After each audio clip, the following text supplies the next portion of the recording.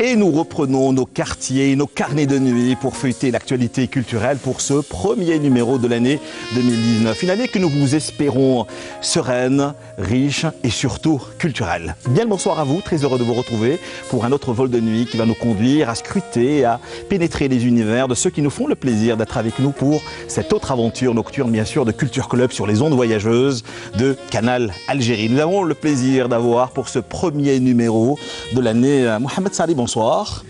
Quel plaisir de vous avoir sur notre plateau, Mohamed Salih. Vous êtes écrivain, vous êtes bilingue, romancier, traducteur, critique littéraire. On vous doit je ne sais combien d'ouvrages, mais je vais y revenir sur quelques-uns seulement. Le Labyrinthe, pour lequel vous étiez là. Il y a également Pluie d'or, qui a obtenu le prix Escale d'Alger en 2015. Il y a eu Les Citadelles érodées. Vous avez traduit Mohamed Dib, Malek Haddad, Yasmine Khadra et bien d'autres. Et ce soir, nous allons revenir sur votre dernière production, votre dernière moisson. Ça s'appelle Aïzar, un enfant dans la guerre. Votre récit, bien sûr, paru aux éditions Balzac. Pourquoi est-ce que vous avez mis autant de temps pour exorciser cette douleur et cette violence qui date des années 50, début des années 60? Eh bien, nous allons décrypter tout ça comme dans une séance de psychanalyse pour démarrer cette aventure. Merci d'être avec nous. Je le rappelle, Mohamed Salih, c'est aux éditions Balzac, Aïzar. Et puis, nous avons également eu du plaisir à le recevoir à plusieurs reprises, du moins à chaque fois qu'il a été d'actualité. Lui aussi est pluriel, il est poète, il est écrivain. Nous avons eu du plaisir à le recevoir pour, entre autres, Carnet de nuit qui a un peu conditionné la rencontre de ce soir. Il a, entre autres, commis un très bel ouvrage poétique, des recueils poétiques qui tournent autour de l'amour. Il est, comment dire, il a la fureur de l'amour en lui. Lui, c'est notre deuxième invité, qui n'est autre que notre ami, bien sûr, Youssef Madahi. Bonsoir. Bonsoir, Karim. Quel plaisir de vous avoir encore une fois. Pareil, mon cher ami. Youssef Madahi, romancier, poète. On a eu du plaisir à vous recevoir pour La Pétaudière, paru chez Casbah Édition. Les Carnets de nuit également chez Casbah Édition. Et puis, on ne peut pas parler de vous sans revenir sur cette trilogie poétique autour d'Oran. Je le rappelle encore une fois, une trilogie, donc 3 ouvrages entièrement consacrés. Vous déclariez, vous déclamiez votre amour pour Oran. À un moment donné, vous nous disiez, et pourquoi pas, Oran est comme une femme qu'il faut aimer, qu'il faut caresser. Il y a des villes anxiogènes, mais par contre, Oran, c'est tout à fait autre chose. C'est une ville amoureuse. Une ville amoureuse. Alors,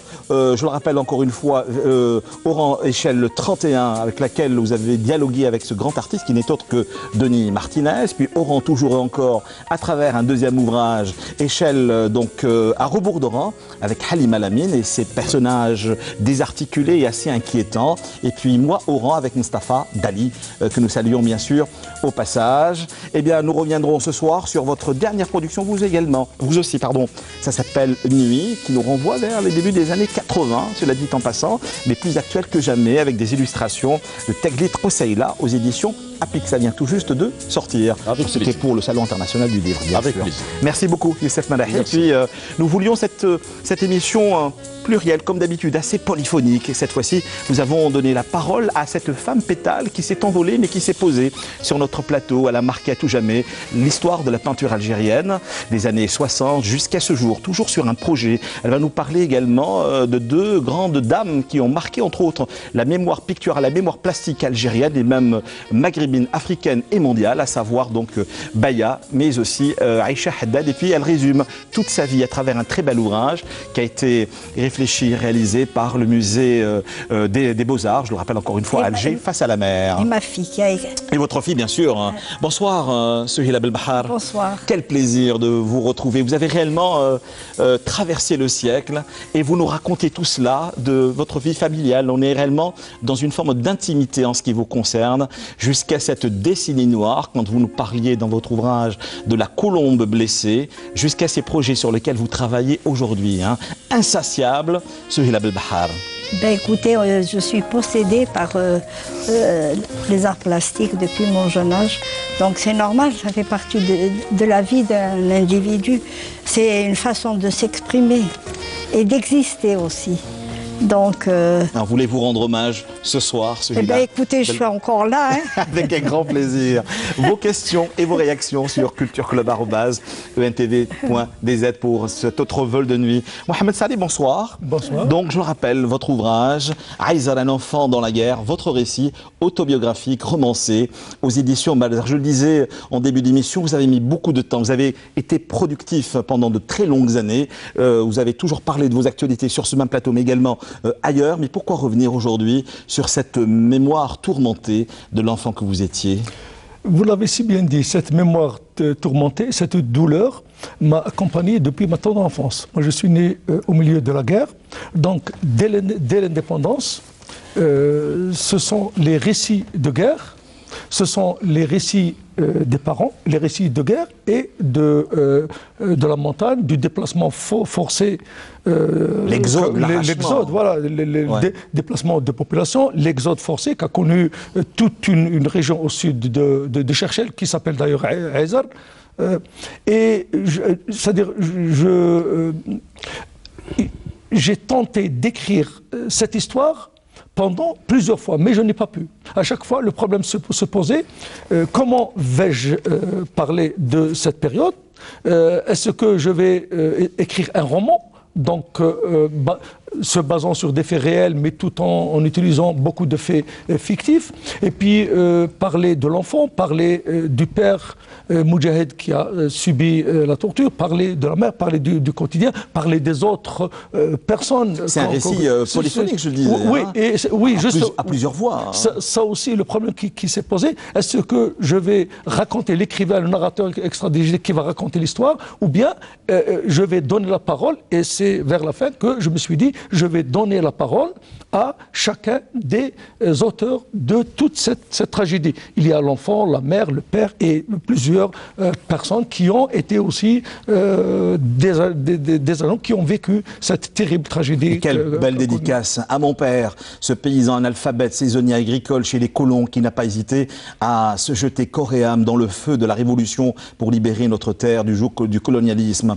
À ma mère, orpheline de mère dès son jeune âge, mais engagée dans une lutte acharnée contre toutes les désespérances. Elle a su et a pu nous transmettre, je le rappelle, les valeurs de la résistance pour honorer la vie et ranimer l'espoir par son abnégation, son travail et son amour d'autrui. Il y a tous les habitants de Aïzar. Je le rappelle encore une fois, vous en parlez de Timoussi, de Rivaille.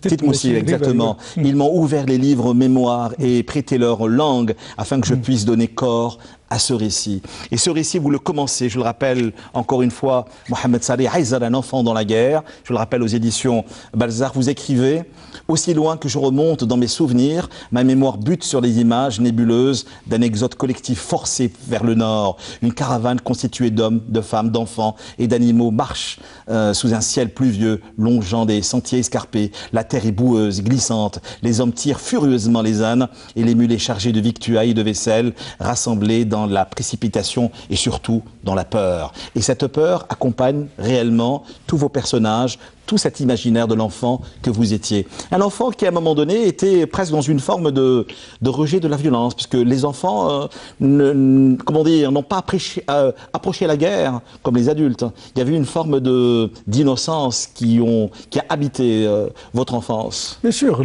en tant qu'enfant, on ne savait pas vraiment que c'était vraiment la guerre. Quand on entendait des coups de feu la nuit et que on ne savait pas, on entendait des cris, on voyait des gens, des portes qui s'ouvrent et qui se ferment. On avait peur, mais ce n'était pas vraiment ce sentiment de guerre ou plutôt de peur que connaissent les adultes. Et c'est pour cela que ce que je raconte ici aussi, ce sont les mémoires de l'enfant, mais aussi ce sont les mémoires des personnes qui m'ont raconté, parce que pendant toutes les années d'après-indépendance, j'ai vécu avec ces histoires. Lors des enterrements, lors des fêtes familiales, lors des wa'da. Bien sûr, parce que nous vivons en communauté, donc quand il y a des fêtes, quand il y a des enterrements, et puis même les veillées aussi, à l'époque, dans les années d'après l'indépendance, il n'y avait ni télévision, ni radio, ni rien du tout. Donc les gens se rassemblaient autour du dîner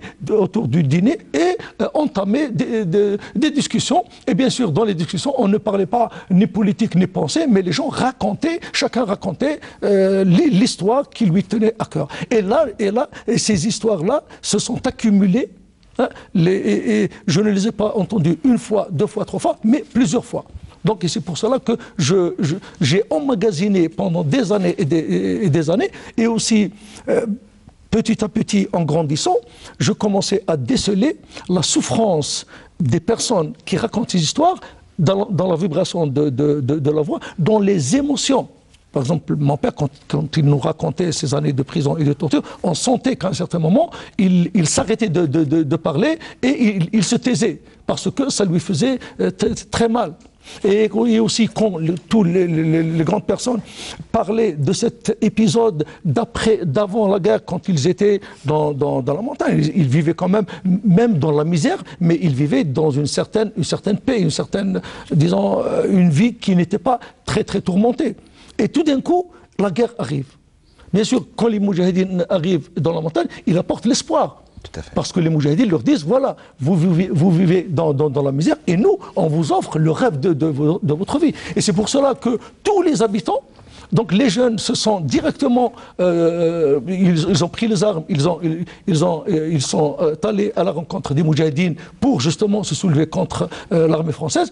Mais les vieux, les femmes, ce sont ces habitants-là, ces hameaux, qui recevaient quotidiennement, qui recevaient tout le temps les moudjahidines. Et il y avait même, je me souvenais enfant, que dans la nuit, quand les moudjahidines commençaient à chanter Min Jibalina, Qasaman et d'autres chansons, c'est vraiment, c'est tout nos corps qui vibraient. Et puis tout d'un coup, il y a le ratissage de l'armée française qui arrivait jusqu'à la montagne, et il y avait aussi des ratissages et des arrestations de nuit, et là, toute la vie s'est complètement troublée. Et ça se termine petit à petit par cet exode forcé. Donc les gens ont été déracinés de leur terre, ont été déracinés de leur mémoire. Pour finir dans un camp de regroupement. Pour finir justement dans un camp de concentration. Il faut appeler les choses par leur nom. Quand on dit un camp de regroupement, et quand on voit que l'armée française a obligé les hommes à construire une clôture avec du fil barbelé, et que tous les gens sont cantonnés dans une superficie, une promiscuité écœurante, une centaine de familles vivant dans peut-être 500, 600 mètres carrés, et on ne doit sortir que par une porte qui est gardée par un militaire, et la sortie aussi avec un laissez-passer. Et c'était vraiment, c'est une prison à ciel ouvert. C'est vrai que nous, enfants, à l'époque, j'essaye de faire un petit peu, enfin j'essaye de me voir en tant qu'enfant. Est-ce que pendant cette période, est-ce que j'avais peur, j'ai souffert? Mais non, pour nous, enfin les enfants, il y avait un canal, une sakia, et puis nous, on sortait, on allait ramener de l'eau, et puis on gambadait dans les champs et tout, surtout quand il n'y avait pas de mort, quand il n'y avait pas... Donc c'était... Alors que les grandes personnes, eux, ont vécu cette tragédie, cette souffrance dans leur chair. Et puis aussi les arrestations, les séquestrations, les militaires avec des harkis aussi, ils venaient chaque nuit à l'intérieur des maisons pour arrêter les gens. Et tout d'un coup, et quand quelqu'un est arrêté, on ne savait pas où on l'a caché. Est-ce qu'il est parti en prison? Est-ce qu'on l'a assassiné? Et puis d'ailleurs, c'était récurrent. Le lendemain matin, les hommes sortaient dans les alentours, du côté de Oued Ezar, du côté où il y a des arbres, des forêts, pour chercher s'ils trouvaient un cadavre. les gens qui étaient séquestrés, de temps en temps, on trouvait des personnes qui étaient tuées et jetées. Donc c'était vraiment terrible. Et quel hommage vous rendez encore une fois à toutes ces populations. Vous dites ces hommes, ces femmes, ces enfants étaient tout simplement des héros. Mais il faut également dire aux téléspectateurs, Mohamed Sarré, que c'était des petites gens qui vivaient dans la misère. Et vous en avez réellement fait des héros dans votre ouvrage. C'était tous des analphabètes, c'était tous des ouvriers saisonniers chez les colons. Les femmes étaient des femmes au foyer, elles gardaient les enfants, elles préparaient à manger. Et personne ne savait écrire un mot. Et ils n'avaient pas de culture aussi. Parce que même au début, quand les Moudjahidines commençaient à arriver, les hommes plus ou moins, parce qu'ils travaillaient dans les fermes des colons, parce qu'ils allaient au marché, parce qu'ils allaient dans les fêtes. Donc ils étaient plus ou moins au courant de ce qui se passait. Mais dire, par exemple, même, moi, ma mère me racontait, elle me dit, quand au début des Moudjahidines venaient dire, nous allons chasser les Français, tu sais, tous les gens disent, mais ces Français-là qui ont des fermes, qui ont des maisons, qui ont des... Où est-ce qu'ils vont partir? Parce qu'ils n'ont pas de notion géographique pour dire, ceux-là sont venus il y a un siècle de... C'était pas vraiment dans c'est-à-dire que l'idée du colonialisme qui est venu coloniser l'Algérie depuis un siècle et demi, et cette relation avec l'Algérie et la France, le côté géographique, ils ne savaient pas. Même la mer, il y a des comment dire, les hommes plus ou moins sortis, mais les femmes, à l'âge de 30 ans, elles n'ont jamais vu la mer qui se situait à quelques encablures, comme on dit, à quelques kilomètres. Donc c'est pour cela que vraiment c'était... Et je parle aussi de cet acquis de conscience qui commençait c'est-à-dire à se transformer petit à petit, et avec la misère, avec les arrestations, les gens sont devenus aussi plus violents à l'égard de colonialisme et de l'armée française. Il y a quand même un point très important dans votre ouvrage, Mohamed Sarré Aïza, je le rappelle, Un enfant dans la guerre, un récit paru aux éditions Balzac. Quand vous nous parlez de ces ruraux, de ces montagnards chassés, expropriés de leurs terres, donc vous nous parlez de cette transhumance, dans le dénuement, dans la misère la plus totale, mais surtout pendant une période assez particulière. C'était bien sûr en hiver, sous la pluie, sous la neige. C'était en janvier, oui, c'était en janvier. C'était terrible. Et justement, pour écrire cet ouvrage, il vous en a fallu peut-être 2 ou 3 ans ou un peu plus, vous étiez presque dans l'obligation de repartir sur la terre de votre enfance, dans un climat presque pareil, en plein hiver, quand il pleuvait, pour aller voir ces lieux-là, vous remémorer, essayer de les coucher dans cet ouvrage-là. J'ai mis à peu près de 3 à 4 ans pour rassembler tous les ingrédients, et j'écrivais en même temps. Pour rassembler les ingrédients, il fallait retourner au lieu, le lieu où était notre maison, notre hameau, les lieux, enfin il y a beaucoup de lieux, donc il y avait toujours une personne avec moi, une grande personne, que ce soit ma mère, mon père ou mes oncles, ou même les gens, les quelques vieux qui y habitent jusqu'à aujourd'hui. Ouais. Et là, je pose des questions précises. Quand ils me disent l'armée française, on était sur un monticule, il me dit où? Il me montrait du doigt, il me dit là-bas, près de l'Oued, il y avait, et puis il y avait des militaires qui venaient et qui ratissaient comme ça, on ne voyait que. Et ensuite, le bonhomme, on l'a trouvé assassiné ici. Et il y a eu une scène aussi où c'est terrible, c'est que dans un ratissage, les soldats français ont tué quelques moudjahidines qui étaient de passage. Ils les ont tués, ils ont laissé leur corps dans un endroit, et le premier corps a été découvert par ma tante, qui était berger, une femme qui avait peut-être 15 ans, 16 ans, c'est la dernière de mes tantes. Et quand elle a vu, elle est revenue en courant, et les gens, quand ils ont cherché, ils ont trouvé 6 corps de moudjahidines. Et mon père en connaissait déjà 3. Il les a vus au KG, quand il allait quand il transportait, que ce soit l'argent ou la nourriture dans les quartiers, dans le quartier général. Et les habitants, bien sûr, il est dans l'ordre des choses qu'ils enterrent ces corps. Mais le problème, c'est qu'à partir du moment où ils n'ont pas fini d'enterrer ces personnes, que l'armée française est revenue avec des camions. Et donc, mon père me racontait qu'à un certain moment, ils ont mis 3 corps dans une fosse et ils n'avaient ni couverture, ni drap, ni absolument rien. Ils les ont jetés et ils se sont sauvés. Parce que si l'armée française les trouvait là, ils pouvaient les tuer directement. Et c'est à partir de là, dans les jours qui suivent, il y avait l'ordre de l'armée française est donné aux habitants de quitter les lieux. Et là, et des avions aussi sont venus bombarder les hameaux pour les obliger à quitter les lieux. Et on entend la voix de l'enfant, la voix de la mère, mais également la voix du père dans votre ouvrage. Je le rappelle encore une fois, Mohamed Saleh Aïzar. Vous écrivez « Je ne puis affirmer que mon père m'a tout raconté lors de ce premier voyage. En fait, les dates, les images, les histoires s'entremêlent, s'imbriquent pour donner forme à un relief montagneux, à des événements et à des acteurs dont je ne suis même pas sûr de rapporter les récits avec exactitude. Mon enfance a été nourrie par une foule d'histoires et entrée à cette période d'avant l'Exode, mêlée aux contes merveilleux d'ogres, d'ogresses, de sorcières, de garçons intelligents, bravant l'injustice des adultes, aveuglés par l'argent, le pouvoir et la jalousie dévastatrice des femmes, de légendes, d'animaux, des temps où ces derniers étaient dotés de la parole et de la sagesse des hommes. Et surtout, vous nous parlez dans cet ouvrage-là de ces veillées d'hiver dans les gourbis froids et obscurs qui étaient longues et il fallait les meubler. Tout ça, vous nous le racontez. On revisite dans votre ouvrage les lieux de votre enfance sur lesquels vous êtes allé presque vous recueillir pour vous rappeler, vous remémorer en quête d'histoire et de mémoire. Cette fontaine, cet olivier millénaire ou centenaire, le saint patron également de votre région.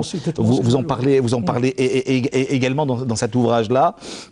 Et en particulier, cette famille de résistants dont vous parliez, la vôtre, l'hommage que vous rendez à votre père, Moujahid, et puis à cette mère qui a toujours été dans la transmission des valeurs. Vous savez, je pense que ma mère a été aussi une personne qui pouvait incarner toutes les femmes de l'époque. C'est des femmes qui résistaient, c'est des femmes qui vivaient avec rien. Il n'y avait pas grand-chose, ni sur le plan vestimentaire, ni sur le plan de la nourriture, mais elles étaient là dans une forme de résistance pour, comme je l'ai dit dans la dédicace, c'est pour honorer la vie. Et c'est à partir de là, je dis que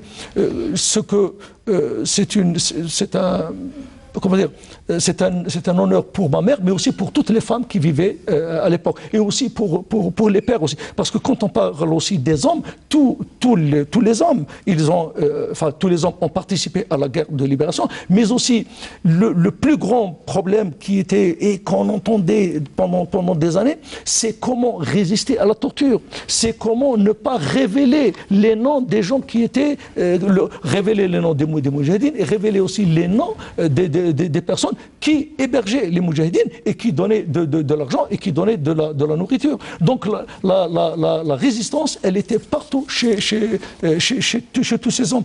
Et quand j'ai commencé à écrire, j'ai contacté plusieurs personnes et eux, ils m'ont donné plus de détails. Et je veux dire que même la région de Aïza, à l'époque, quand j'y allais enfant, je la regardais avec un regard. Mais quand j'ai écrit ce livre, et j'ai commencé quand même à faire une vraie enquête pour écrire ce livre. Vous savez, j'avais à chaque fois, même actuellement, à chaque fois que j'y vais, je voyais Aïzar dans les années 58, 57, 58, 59, et comme ça.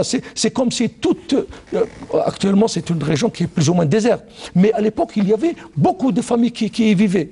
Et les gens te disaient, voilà, la famille un tel vivait dans cette région, l'autre elle est là, versant ouest de Oued Aïzar, versant est de Oued Aïzar. Donc à un certain moment, c'est comme si avec ce livre-là, j'ai repeuplé cette région et j'ai recréé une certaine vie comme ça a été à l'époque des années d'avant l'exode forcé. Je le disais, vous êtes donc traducteur, traducteur, vous avez traduit les plus grands noms de la littérature algérienne, donc arabe, français, mais également amazigh. À un moment donné, je m'attendais, cela dit en passage, à ce que vous écriviez cet ouvrage en arabe. Et j'ai lu une interview de vous pour la préparation de cette émission. Vous disiez pourquoi en arabe, en français, tout ça fait partie de toutes ces langues-là. On est dans un multilinguisme extraordinaire, varié, surtout riche. Hein. L'écriture n'est pas aujourd'hui, comment dire, écrire en arabe ou en français, c'est pas du tout ça la question aujourd'hui. Mais parler à ces gens-là, ça aurait été plus, comment dire, pas intelligent, non, mais il aurait été souhaitable que vous l'écriviez dans une langue qu'ils comprennent. Ces gens-là sont analphabètes, ils ne lisent ni français ni en arabe. Ça aurait peut-être intéressant de l'écrire en arabe dialectal et d'en faire une pièce de théâtre pour qu'ils puissent vraiment venir et écouter.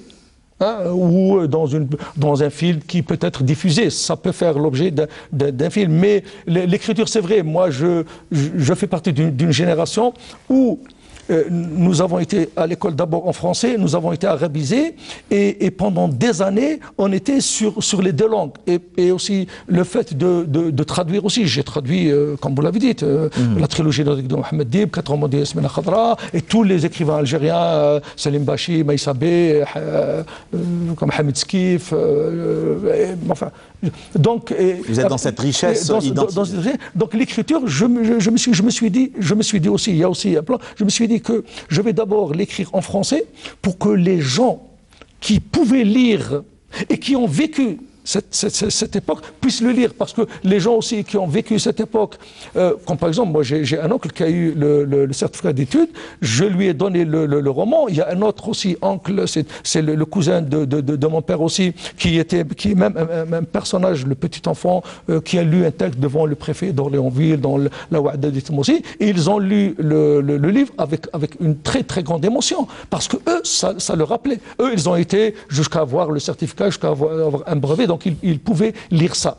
Tandis que les autres personnes, ils ne pouvaient pas lire. Donc c'est un grand manque. Moi, j'aurais voulu que ce livre soit lu par ma mère, soit lu par mon père, soit lu par tous les gens de Réveil, de Ezar, toutes les personnes qui sont encore en vie, et pour qu'ils puissent justement voir se refléter dans ce livre leur vie telle qu'elle a été vécue. Arabe, français ou amazigh, j'allais pratiquement dire, c'est votre identité linguistique. Oui, mais de toute façon, ce livre va sortir en arabe. Hein, je vais le traduire. Le contraire m'aurait étonné, Mohamed Saleh. Alors vous dites... Du moins, et peut-être qu'on va le traduire en tamazight aussi. Tout à fait, comme pour Pluidor. Et en kabyle, oui, comme pour Pluidor, et les citadelles érodées. Exactement ça. Aussi, les citadelles érodées sont traduites en tamazight. L'exode, toujours et encore, l'exil intérieur et géographique, c'est un peu le point le plus important de cet ouvrage. Je le rappelle encore une fois, Aïsal, un enfant dans la guerre, c'est chez Balzac Éditions. Vous écrivez « Ma mémoire revient subitement comme au début d'un film, après des images morcelées et les noms qui défilent sur l'écran noir. On voit arriver les premières scènes claires et douloureuses, celles de l'exil forcé, resté buriné comme des gravures rupestres au fond d'une caverne obscure. Hommes, femmes, enfants et animaux domestiques formaient une longue caravane qui serpentait à travers les chemins sinueux et escarpés de la campagne. Vous commencez par cet arrachement, cet exil-là, et vous finissez presque avec cela également. C'est, comment dire, c'est un événement qui a complètement chamboulé l'enfant que vous étiez, Mohamed Saleh. C'est l'événement pivot dans son... Je pense que, pour parler aussi de cette période de guerre, il y a un avant cet exil forcé et un après. Et aussi ce qui est, c'est-à-dire il faut, moi quand j'ai écouté ces récits, je voyais surtout les femmes raconter, dire que c'était vraiment un exode vers l'inconnu. D'abord, ils ne savaient même pas si les hommes pouvaient connaître des lieux parce qu'ils sortent, ils travaillent, mais pour les femmes, la majeure partie d'entre elles, c'est la première fois qu'elles sortent de leur montagne. Donc elles vont où? Et imagine quelqu'un qu'on chasse de ces terres et il ne sait même pas où il va, il n'a pas de maison, ils ont tout abandonné. C'est terrible. Ça m'était raconté plusieurs fois, et c'est pour cela que j'ai essayé de le rendre au plus et d'employer aussi les mots nécessaires pour que ça arrive vraiment. Et là, nous arrivons donc justement au dernier l'avant-dernier chapitre, le café, la Saiga et la fontaine. Vous dites, évoquer plus d'un demi-siècle plus tard les détails de ma vie d'enfant au camp, alors que je tenais à peine sur mes jambes, s'apparente beaucoup plus à un plongeon dans une mare d'eau, pas assez vaste pour y nager à l'aise, pas assez profonde pour en voir clairement le fond. Des bribes de souvenirs me reviennent en mémoire, des faits, des visages, des voix, des endroits s'entremêlant et alternant dans un chaos embrumé. Et pourtant, vous êtes arrivé à reconstruire ce puzzle qui a donné naissance à ce titre-là à travers d'abord ces voyages que vous avez effectués sur votre terre natale, à travers, entre autres, les témoignages, ces témoins vivants que vous avez questionnés, avec lesquels vous avez dialogué pendant 2 ou 3 ans. Et on arrive à un moment donné, Mohamed Sari, à l'indépendance. Impossible de passer devant cette date qui a marqué l'enfant que vous étiez. Vous dites, je me souviens du 5 juillet 1962, comme si cela datait d'hier. Et pourtant, la première fois, j'allais découvrir Cherchell, votre ville natale. Déjà, la veille, mon père m'avait emmené chez Dahman le coiffeur, qui avait pris l'habitude de s'installer toutes les fins d'après-midi sous l'ombre de l'eucalyptus avec une caisse en bois qui contenait son attirail et un petit banc où il faisait asseoir ses clients. Nous l'avons trouvé occupé à couper les cheveux d'un garçon qui pleurnichait doucement près d'un homme en kchabia grise, probablement son père qui lui tenait les épaules en marmonnant donc en lui faisant beaucoup de remarques. Et là, l'enfant que vous étiez était dans une forme de liesse, une découverte non seulement de ce qu'est l'indépendance et la liberté, mais de ce qu'est réellement sa ville. On est dans une forme de réappropriation du lieu. Oui, parce que l'enfant va voyager pour la première fois. Tout à fait. Et dès qu'il y a eu le cessez-le-feu, la haie de Barbelé a été démantelée. Il n'y avait plus de porte, mais chaque famille sortait avait un passage tout près de sa maison. Et ensuite, les gens ont commencé à déserter et à y aller construire leur maison ailleurs. Il y a beaucoup de familles qui sont retournées dans leur terre ancestrale. Et donc, et aussi, je me souviens, il y a un passage sur le coiffeur, c'est que pendant toute l'année d'après-indépendance, il y avait sous un eucalyptus, chaque soir, à partir de 4 heures de l'après-midi, le coiffeur venait avec son attirail, avec un tabouret, et il coiffait, il coupait les cheveux de tout le monde, hommes et femmes.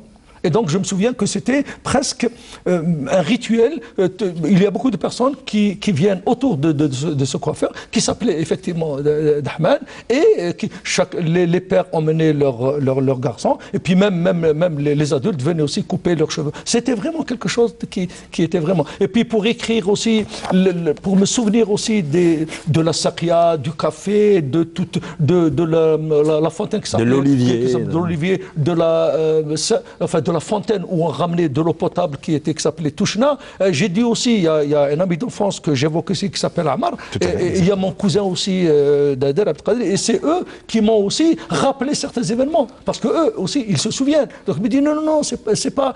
Nous avons, dans le même lieu, maintenant, bon, c'est un village qui a grandi, on ne reconnaît presque rien. Actuellement, même le canal, le Saki a disparu. Ouais.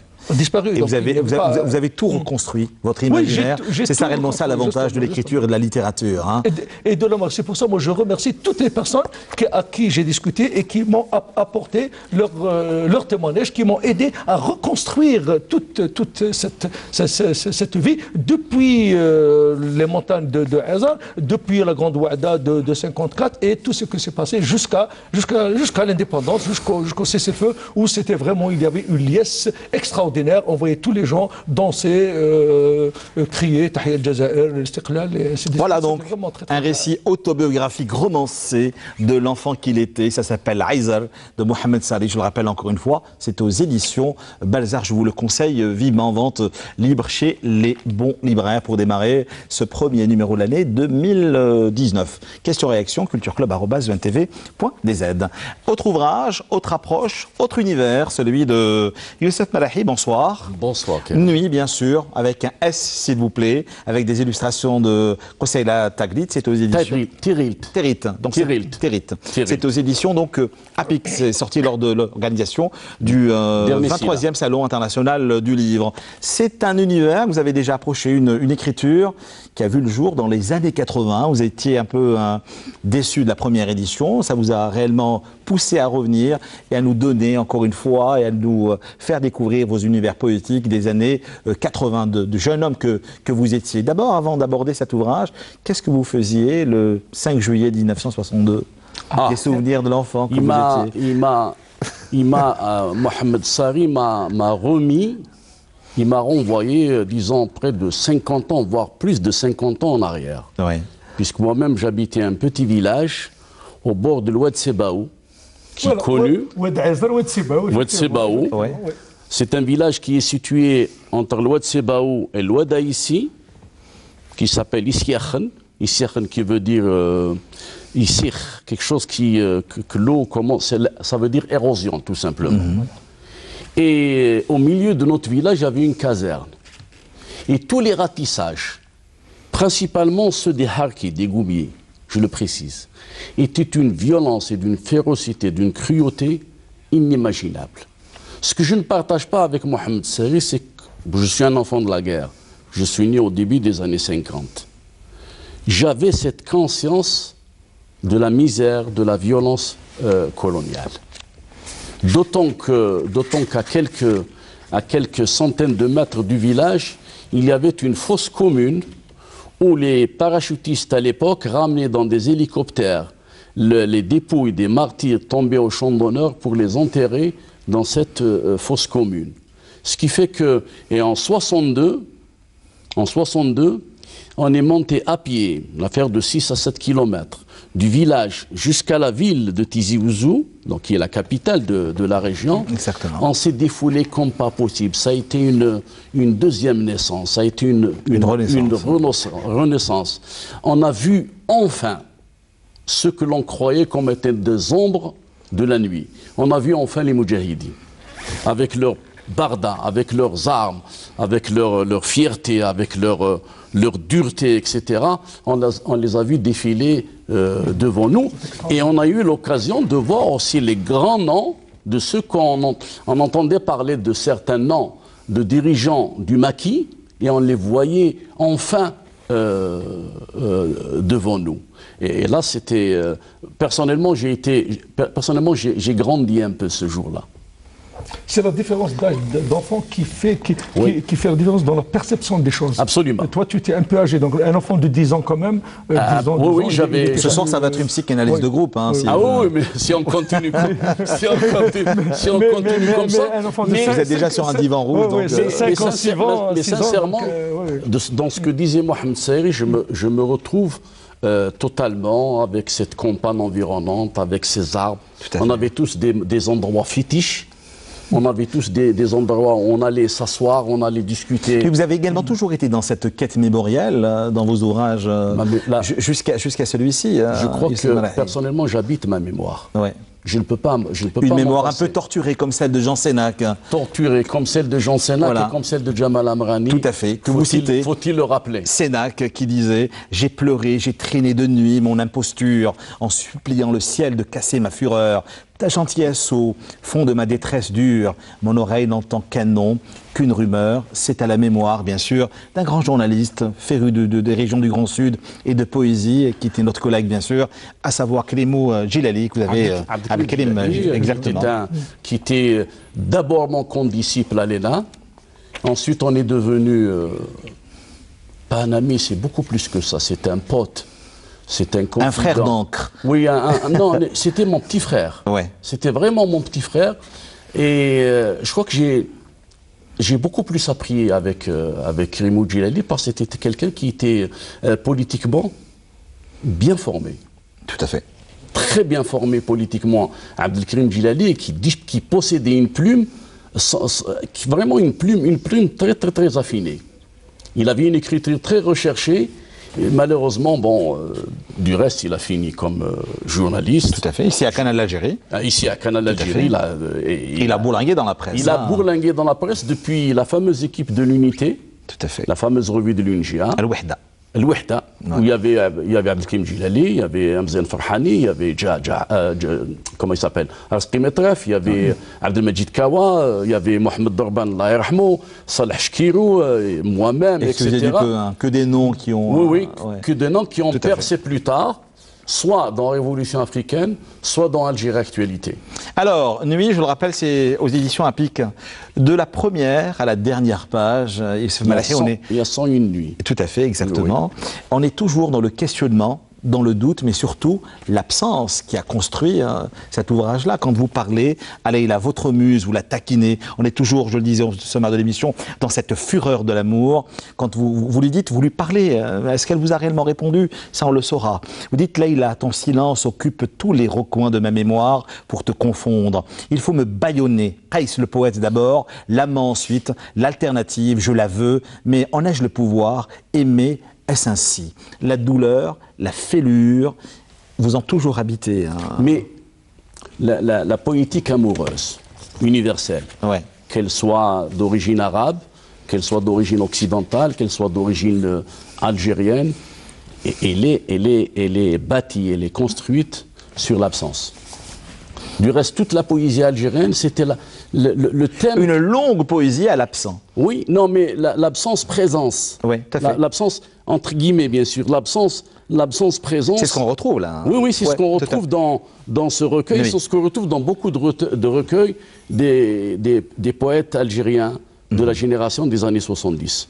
Ceux que Jean Sénac, justement, avait drivé à un moment donné, entre guillemets, jusqu'en 73, jusqu'à sa mort.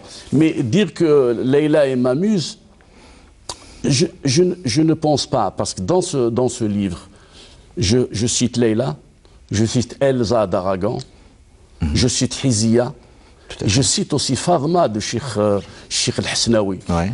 J'aurais pu... Mais toutes ces femmes ont construit votre imaginaire, votre poésie. Toutes ces femmes-là... C'est ce que ces femmes mythiques, comme disait Mohamed Sari tout à l'heure, le fait qu'elles aient généré chez les hommes qui les ont aimées, qui a construit mon imaginaire. Et vous n'avez jamais abdiqué face à la dictature de l'absence? Du tout. Oui. Du tout, parce que je les convoque. Oui. Je les appelle. Principalement. Vous leur parlez. Hein. Oui. Voilà. Je parle assez. Mais vous êtes toujours dans le questionnement. Tout à fait. Toujours. Mais toujours c'est quoi la poésie? Oui.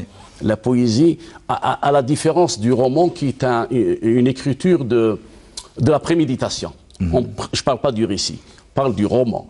Tel qu'il est construit, il est prémédité. On prémédite un scénario, on prémédite des personnages, on prémédite la faisabilité d'une action donnée. Alors que dans la poésie, si vous ne vous approuvez pas par ce qui a été déjà écrit auparavant par les grands poètes qui nous ont précédés, qu'ils soient de quelques origines qu'ils peuvent être, de Omar Khayyam jusqu'à Saadi, de Saadi jusqu'à le Moutanabbi, de Moutanabbi jusqu'à Baudelaire, de Baudelaire jusqu'à Simo Handoumhand, jusqu'à Mustafa Ben Brahim de Mascara, etc., ou d'Ibn Msayyib, et ainsi de suite. Il n'y a pas de texte qui sorte du néant. Carnet de nuit ou un carnet de bord en ce qui vous concerne, donc justement dans cet ouvrage? Non, carnet de nuit, c'est autre chose. Non, mais attendez. D'accord, pardon. Bah, on parle bien sûr de carnet de nuit qui a vu le jour chez Casbah Éditions, mais là on est toujours dans un univers assez particulier, mais également assez singulier, parce qu'il est souvent question première nuit, deuxième nuit, troisième nuit, jusqu'à la dernière sur laquelle nous... C'est un petit clin d'œil aux Mille et une nuits. Tout à fait. De la fameuse histoire des Mille et une nuits, histoire maintenant universelle qui est connue de tous, lue par tout le monde, traduite dans je ne sais combien de langues.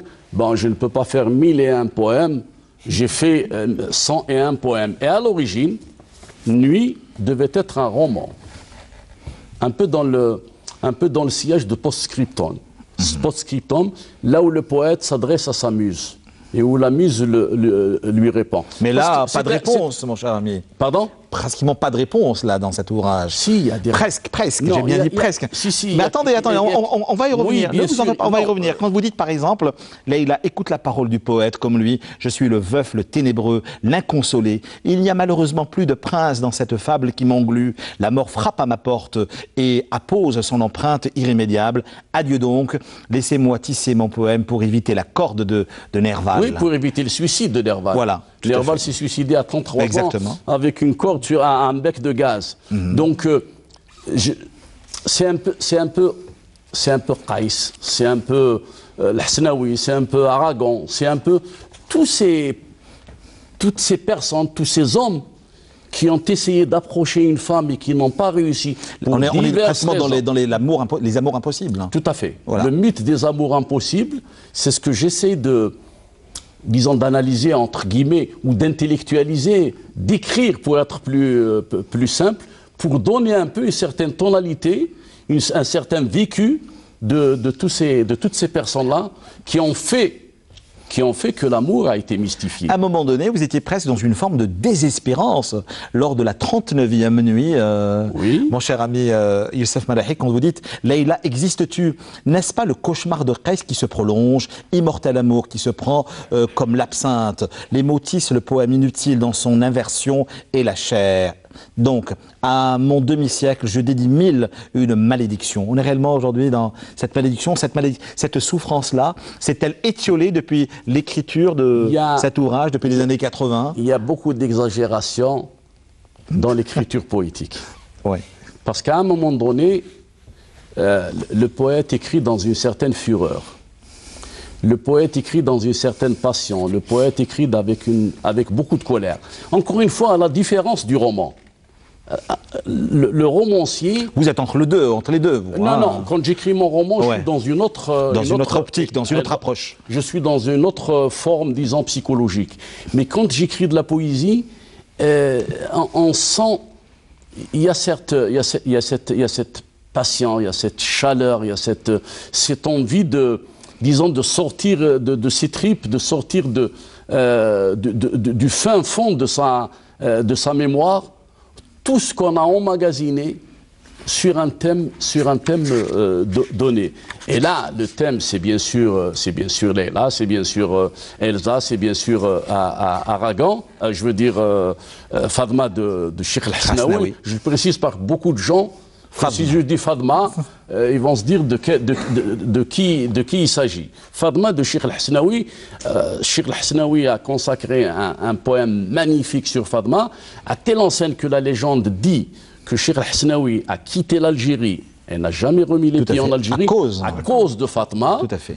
On revient aux amours impossibles. On revient aux amours impossibles, on revient à ce mythe de la femme inaccessible, parce que le poète, quand il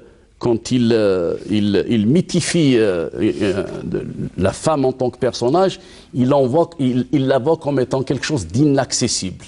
D'autant que, s'il n'y a pas de répondant, si le silence persiste, comme c'est le cas dans le texte que tu as... Mais est-ce qu'on serait réellement dans une forme de quête de la mer ?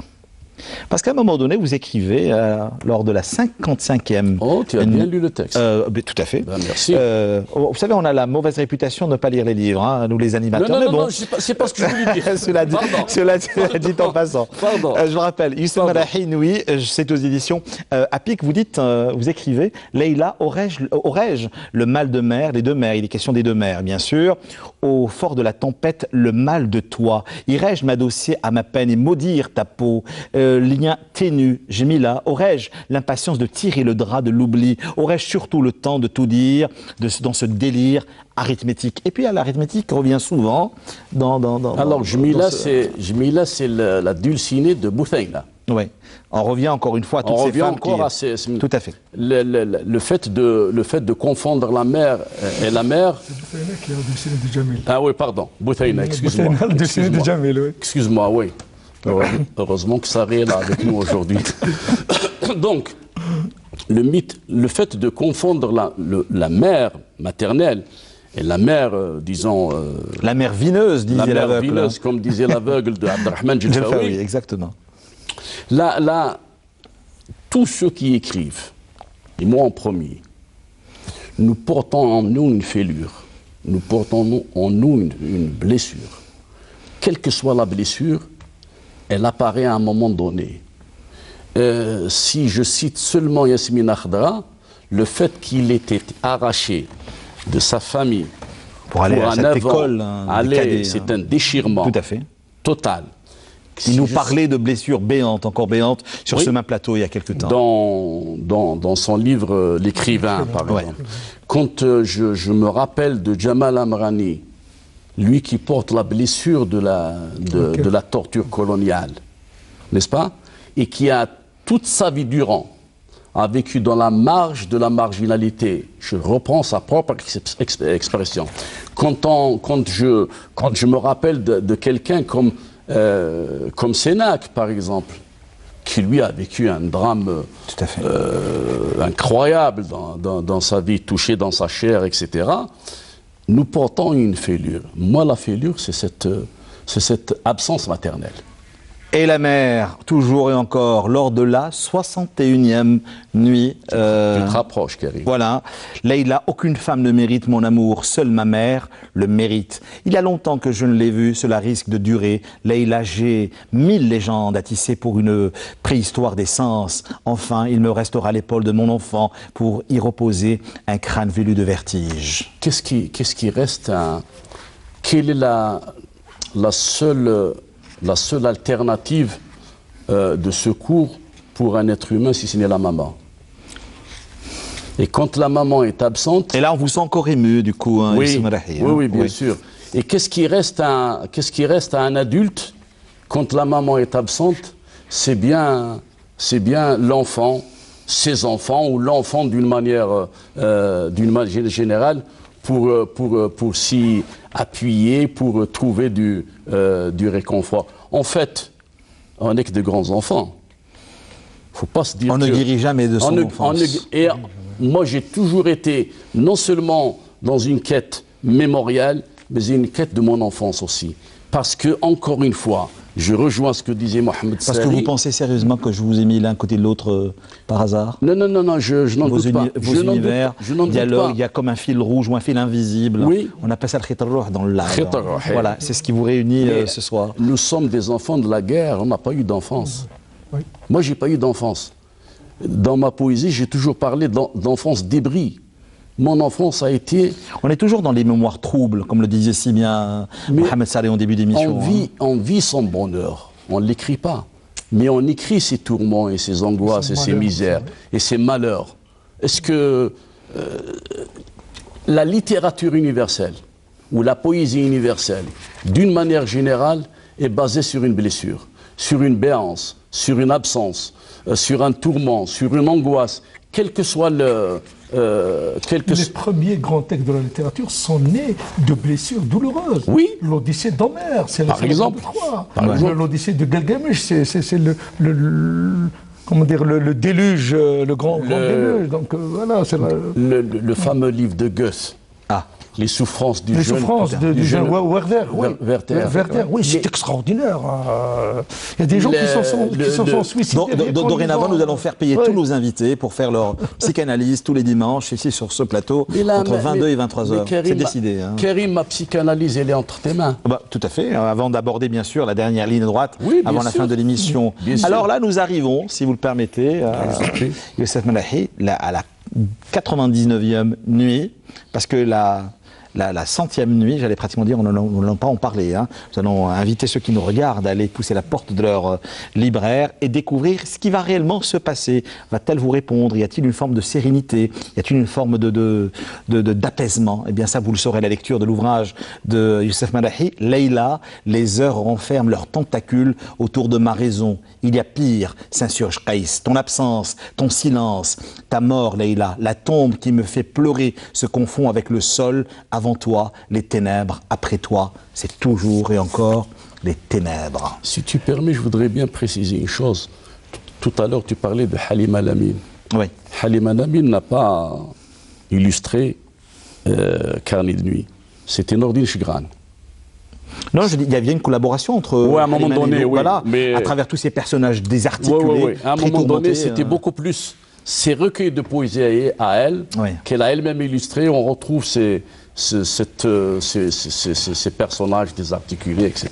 Voilà, 2 ouvrages. Le 3e bientôt, jamais 2 sans 3 ce soir pour ce premier numéro de l'année 2019. D'abord celui de Mohamed Sari, Aïzar, un enfant dans la guerre. Ce récit, je le rappelle encore une fois aux éditions Balzac. Puis le 2e ce soir, Nuit, ça s'appelle donc de notre ami Youssef Malahi, avec l'étroite collaboration, je le rappelle, ces illustrations de ce garçon, vous me disiez, très talentueux, qui n'est autre que Qassaïla. Il est magnifique ce garçon. Voilà, il est magnifique ce garçon. Très bien, alors allez. Magnifique. Il est aussi poète. Allez, donc dialogue entre 2 poètes, ici même, c'est aux éditions, je le rappelle, APIC. Question-réaction cultureclub@eintv.dz. Bonsoir, Souheila Belbahar. Bonsoir. Quel plaisir de vous retrouver écoutez, ce soir. Le plaisir a été pour moi de faire connaissance avec des gens de culture.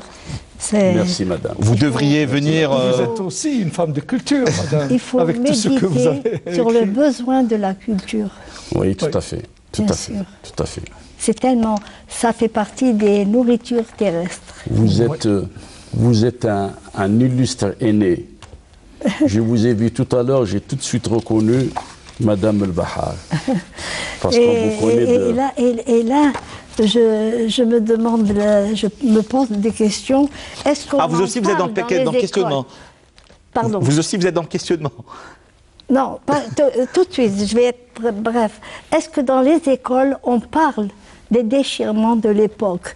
Parce que là, ce qu'il raconte, c'est très facile à assimiler à un enfant, sans qu'il y ait une rupture sans qu'il y ait d'agressivité ou la haja. Car l'indépendance, on la mérite grâce à qui? À ces gens-là. Ces gens-là, oui. Parce que là, il faut méditer sur ces gens-là. Qui ont souvent été dans la misère. Il ne faut pas les oublier. Et les parents de Mohamed Saleh ne voulaient absolument pas qu'on parle d'eux en tant que héros. Ils parlaient justement de devoir. C'était notre devoir de libérer ce pays. Oui, mais ces gens-là étaient dans un dénouement total et l'espérance de se rattraper et vivre convenablement, c'était l'indépendance. Donc, ils ont accepté, ils ont géré cette histoire, ils l'ont gérée, ils ont souffert, mais sans se plaindre. Où est-ce que vous étiez le 5 juillet 1962, Souheila Belbahar? Alors, vous avez des souvenirs de ce jour-là? Eh bien, nous, on a fêté ça à Blida. Oui. On s'est réunis à Blida, toute la famille était là, il y avait des absents qui étaient partis. Et nous avons eu 3 décès dans la famille, des jeunes appelés de l'armée française. Ils ont été liquidés, ils sont venus les chercher pour faire leur service national et ils les ont liquidés. Voilà, c'est des shahids, c'est des martyrs. Bien sûr. Ce sont des martyrs. Quand on parle de Souheila Belbahar, obligatoirement, encore une fois, nous parlons et nous revenons vers celles qui ont construit votre légende. C'est les femmes pétales. Et vous nous disiez, pour la préparation de cette émission, comme dans cet ouvrage qui vous raconte et qui raconte l'Algérie des années 40 jusqu'au début des années 2000, vous dites, ce sont des femmes qui se sont presque imposées à moi. Écoutez, moi, on me dit, vous faites de la peinture du bonheur. C'est vrai. Je suis très à l'aise. C'est joli. Je m'envole, je rentre dans un état second. Mais sachez que on a suggéré à l'époque tous les tabous, parce qu'il y en avait beaucoup. Et la femme, elle était pas négligée, mais elle n'avait pas droit de se manifester, d'exister en tant que femme. Alors, en tant que femme de culture, c'était pas possible. C'était impensable. Et donc, moi, quand je vous ai entendu là, je me suis dit, c'est bien de parler de la femme de cette façon, parce qu'elle a existé. Elle s'est défendue au hectare. Elle avait un idéal, mais elle n'en parlait pas. Et ça, c'est magnifique. Ça, c'est magnifique. Les femmes pétales sont littéralement venues à moi après tellement de croquis. Comme je désirais sortir du figuratif, il fallait absolument que je trouve un style qui m'était propre. Là, nous sommes en 1960. À chaque fois qu'une émotion jaillissait, après une lecture, la vue d'une belle fleur, le chant des oiseaux de mon mari, un beau soleil, peu importe, ce qui passait par ma tête, ce que je sentais intéressant, je le croquais ou que je me trouvais sur n'importe quel support, sur mes cahiers de notes, un bout de journal, mon carnet de téléphone, sur tout ce qui était à portée de main. Il me fallait l'immortaliser sur le champ, matérialiser l'idée avant qu'elle ne m'échappe. À un moment donné, on a essayé même de vous enfermer que dans les femmes pétales. Vous vous en êtes échappé, mais on ne vous reconnaissait plus, Souheila Belbahar. Oui, mais je m'en fous. Moi, je me fais plaisir. Moi, je me fais plaisir parce que finalement, elles me font de l'ombre, les femmes pétales. Parce que elles vous ont éclipsé. Oui, je me suis lancée dans un autre registre. Je fais de la peinture ultra moderne, contemporaine. Et ça me plaît beaucoup. Même si ça plaît à personne, je m'en fous.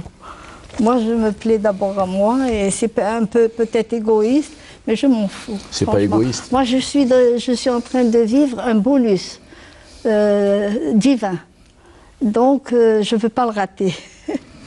Donc, ce bonus divin, je le croque à pleines dents et je me défonce. Donc, si ça gêne d'autres personnes, et à un moment donné, rien faire pour elles. Alors, on parlait à l'instant de la guerre de libération, mais également cette période extrêmement difficile, bien sûr, la décennie noire. Ah oui. Et là, bien sûr, vous parliez dans cet ouvrage de la colombe blessée. Nous sommes en 1991. Vous dites, juste avant sa disparition, Issekham disait, un pays sans artiste est un pays mort. C'est vrai. Et vous dites, je ne peux raconter mon parcours sans évoquer cette décennie noire qui a embrasé mon pays. Nous, artistes, avons pour mission d'intégrer fortement notre voix au dialogue des expressions les plus variées et les plus riches. Mais le fait de continuer à créer, à dialoguer avec l'autre, à exposer, ça a été une force, une résistance, de la femme que vous étiez dans ces turbulences des années 90, Souheila Belbahar. Écoutez, on est possédés, nous, les artistes, par quelque chose qu'on ne peut rien contre. C'est oui, mais c'est nous, quoi. Oui, tout à fait. On ne peut pas changer ça. Absolument pas. Donc, c'est pour ça que moi, j'ai grandi dans une région, Blida, une ville magnifique, et les gens avaient le sens des valeurs. C'était des gens authentiques. Nous étions de très bons musulmans. Et c'était un phénomène de résistance par rapport aux colons. Et on s'est très bien défendu. Donc les femmes ont fait ce qu'elles ont pu de leurs enfants, de leurs filles surtout. Elles étaient cultivées d'une certaine manière. On leur a appris un art de vivre, on leur a appris la cuisine, la broderie, la couture, l'enseignement. La musique. La musique, mais bien sûr. Oui. Et là, il y avait des tabous, mais nous, on ne pouvait rien contre ces tabous. C'était comme ça, il fallait pas toucher. Les tabous étaient algériens. Oui. Comme dans toutes les sociétés maghrébines et méditerranéennes. C'est aussi une forme de résistance vis-à-vis du colonisateur, pour dire que nous ne sommes pas des Français. Lorsque mon père a décidé de me voiler, j'ai pas accepté. Je suis allée à l'école de coupe et couture sans voile. Je me suis dit, il est en train de m'embêter, c'est pas possible. Moi, je me voilerai jamais. Et puis après, et pourtant, un soir, lorsque vous dormiez, il a mis le voile à vos pieds. C'est une façon de vous dire, tu dois impérativement le mettre. Ah oui, c'est comme ça, c'est pas... Et non, mais au-delà de cela, c'est ce que vous racontez dans cet ouvrage. Il m'a expliqué que... Et il a, entre parenthèses, il vous a sommé de sortir avec une accompagnatrice. Ah oui, bien sûr. Mais bien sûr. Et là, il m'a dit... كيفاش حبيتي ولاد بنات خالتك l'entourage كامل الجيران الكل حجبوا وانت يعني tu veux changer le monde et tout ça alors réfléchis bien هاو الحايك ولا رحتي به غدا ان شاء الله الله يبارك ولا ما حبيتيش تقعدي هنا في الدار ما توسي حتى حاجه يماك تحطك الطيبه وما تلبسيش الحايك وما تلبسيش الحايك وما تخرجيش وما تخرجيش ما تخرجش وما تلبسش الحايك ما تخرجيش وما تلبسيش الحايك Et puis il m'a dit, C'est surtout ça. وزايد على هذا قال لي الحايك c'est une résistance par rapport au colonialisme. Tout à fait, oui. Mais قال لي il faut pas en parler comme ça, il faut pas parler Un signe تهضري. identitaire, أنا اللي هضرت. une revendication. Ben oui. Oui. Donc toute la nuit je me suis dit qu'est-ce que je vais faire à la maison. Et vous savez ce qu'elle a mis à 48 heures avant son départ, pour partir chez sa belle famille, dans son trousseau, elle a caché un tableau. Et elle a emporté avec elle, et elle le raconte également. Non, نحاوه لي أنايا حطيته في الفاليزة نحاوه لي قالوا لي أنت يا مهبولة وشنو. Et comme la valise des draps elle est assez large et tout, Vous l'aviez وقت كانوا glissé. يشربوا في القهوة أنا حطيته في وسط. Au milieu des draps. Voilà, sans حطيته في الفاليزة. C'est mignon. cet Et C'est Algérie. hello. courageux. C'est aussi un signe de résistance. إيه. Ouais, C'est une exactement ça. passion pour la peinture aussi. Ça, Vous êtes- ça se voit À l'époque, je ne étiez- considérais pas ça comme une passion. J'ai trouvé injuste qu'on m'enlève ce tableau qui devait partir avec moi. Il y avait aucune raison, on m'a donné aucune raison. Alors j'ai réfléchi, je me suis dit, ben, puisque c'est mon tableau, أنا نحطه لهم تما. وأنا ما نروحش يعلقوا الحوايج العروسة ما تروحش، يروحوا للعجايز. يروحوا للعجايز يحلوا يبداو يقولوا له ويستفوا وجبدوا هذاك الطابلو. حشموا به. Ils ne te l'ont pas rendu. Et elle a toujours, faut-il le dire, été dans la transmission.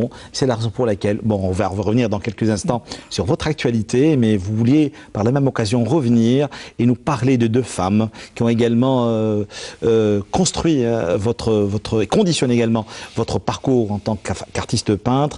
C'est Aïcha Haddad et Baya, bien sûr. On la retrouve dans votre ouvrage. Ben, écoutez, moi, Baya, j'ai pas entendu parler d'elle très tôt. On parlait de son mari. Mon père était féru de la musique andalouse, donc il parlait de Cheikh Mahidine. C'est ça. Et donc, oui, c'est après l'indépendance que j'ai appris que Baya était peintre, parce qu'elle avait fait une exposition à la Galerie Pilote à l'époque. Et tout le monde en parlait, Marthe Mhidine, Choufou, Aïd Zoubour, Chouma. Et oui, c'était quelque chose d'énorme. N'empêche qu'elle a été parrainée par André Rotan à l'époque. C'était quelque chose d'énorme Oui. de se manifester. Oui. Une femme, c'était énorme. Donc, c'est ça, elle a une très belle histoire. Ne croyez pas que ça a été facile pour elle, hein, parce qu'elle était aussi à Blida, hein. Et puis, quand nous avons habsé, cache. Oui, les traditions étaient très ancrées à Blida. Oui, très ancrées. Dans toutes les villes d'ailleurs. Non, pas seulement à Blida. C'était tous les Blidéens. À travers tout le territoire national. C'était une énorme tribu. هذا يعرف هذا يعرف هذا تخرج وحدة تزوق وتنشر وكل شيء. D'ailleurs, Sejbar racontait que quand elle allait au lycée de Blida, il y avait des lycéens qui venaient avec le haïk. Avec le haïk jusqu'à la porte du lycée et accompagnés soit d'un petit frère ou soit du père ou du grand frère. Moi, j'allais au cours de coupe et couture voilée. Bien sûr, accompagné. Mais c'est du bar à oser en 57 pour écrire et publier la soif. Parce qu'elle avait un père aussi qui l'avait encouragé aussi. Qui était instituteur. Qui était instituteur et qui lui permettait d'aller au lycée sans voile. Elle était la seule algérienne, arabe, musulmane, qui allait au lycée sans voile. Assiette pas. Et au lycée de Blida. Oui, je Elle a été au lycée de Blida. Et puis même Hamida Sahraoui, elle allait sans voile aussi. Quand elles, quand elles ont eu leur bac, c'était un événement. C'était تعلمت بزاف تفهم. Souheila Belbahar, que gardez-vous de cette peinture des années 60 aujourd'hui? Parce que vous êtes passé par plusieurs tendances artistiques, vous avez énormément progressé, énormément... Comment dire, il y a une forme de... Comment le dire et comment l'expliquer? Je suis insatisfaite. Jamais. Ouais. Je ne suis jamais satisfaite. Je sais que je peux encore donner, donc je fonce. Et Toujours et encore. Toujours et encore. Mais que reste-t-il de Souheila Belbahar des années 60 et celle d'aujourd'hui jusqu'à cette exposition qui aura lieu courant 2019 Écoutez, c'est un cheminement. Oui. C'est l'histoire de ma peinture. comment elle a commencé et comment elle a évolué. Donc c'est une trajectoire. Je suis là, donc je continue et j'ai jamais décidé de m'arrêter. Voilà, je me lève le matin, c'est un rituel. Donc, j'ai pas failli à mes devoirs. Ça, vous le dites de mère. Ça a été dur. C'est pas évident. Surtout quand les enfants étaient petits, il fallait surveiller leurs études et tout ça. C'est pas évident. Mais moi, je travaillais tout le soir, quand tout le monde dormait. J'ai ma cocotte à un petit feu dans la cuisine et je suis en train de peindre. On m'a souvent demandé comment naissent mes dessins. Je réponds, c'est comme la naissance d'un enfant. C'est un jaillissement, celui d'une étincelle qui me poursuit. Ce jaillissement me colle à la peau et pour m'en délivrer, il faut dessiner. Et vous êtes toujours dans cela aujourd'hui, 55 ans, 60 ans après Souheila Belbahar. Ben écoutez, je suis encore là. Je suis encore là. Je suis en train de vivre un privilège. C'est je sais pas. C'est un privilège divin, vous le dites. C'est un privilège. Parce que les femmes de ma génération, mon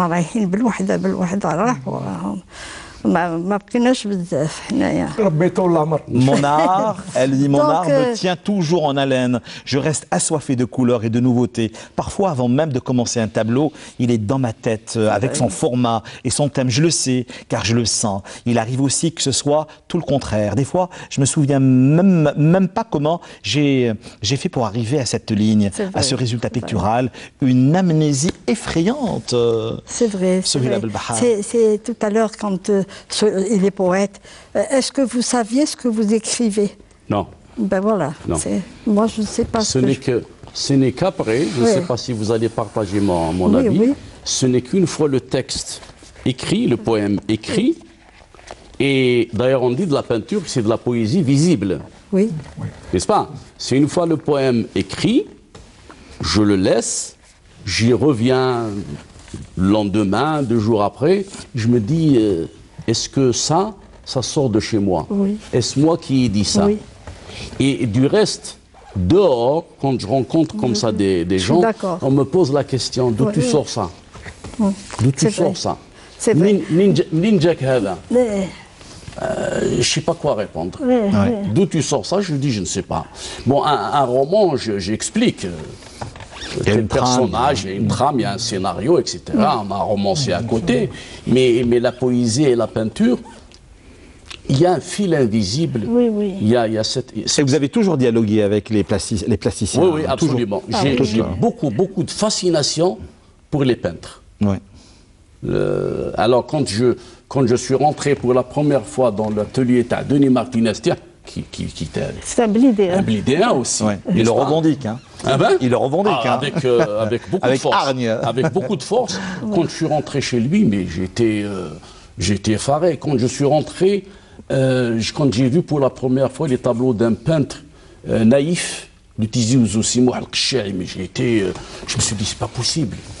Il raconte l'histoire du pays dans des petits tableaux, avec cette fameuse spécialité de la peinture naïve, et on reconnaît les personnages, on arrive à rentrer dans la scène. C'est comme si c'était une scène. Et puis il y a tellement de personnages qu'on se demande comment il a fait sa mise en page pour mettre autant. Alors vous voyez, la plage, il y a 36 bonhommes, comment il a pu les gérer, les mettre dans un petit espace. Sénac parlait de poésie-peinterie. Ah ouais, c'est vrai. Oui, Sénac parlait de sa poésie à lui, il parlait de court-poème. Tellement beau en plus. De court-poème. C'est le body writing de Mustafa Belfodil. Et Sénac, c'est lui qui a le groupe Aoucham de Blida. Qui a vu le jour à Denis Martinez, Mesli Ourbaatou, c'est lui qui a fait comment on appelle ça, le manifeste, l'introduction, la préface. Pas le manifeste. Le manifeste a été fait par les peintres eux-mêmes. Il parlait de poésie-peinterie. Comme il était féru de néologisme, il a inventé le corps-poème, La poésie peinture, et il a inventé les citoyens de beauté. Que ce soit Jean Sénac ou Jamal Amrani, donc justement, ils ont souvent dialogué avec ces artistes et il le raconte tellement bien. Al-Asqi Larbi, qui était souvent en dialogue, bien sûr, avec ses créateurs qui étaient avec nous il y a. Le plus célèbre et le plus connu, c'est Bellantor. Bellanter, mais il a... Tout à fait. Saïd Bellantor. Saïd Bellantor, mais il a un recueil de nouvelles qui est extraordinaire, que je l'ai lu durant ma jeunesse, j'étais à l'université, et j'en garde vraiment certains portraits, certaines scènes qui sont très bien. C'est du côté de la Kfadou. C'est des artistes qu'il faut...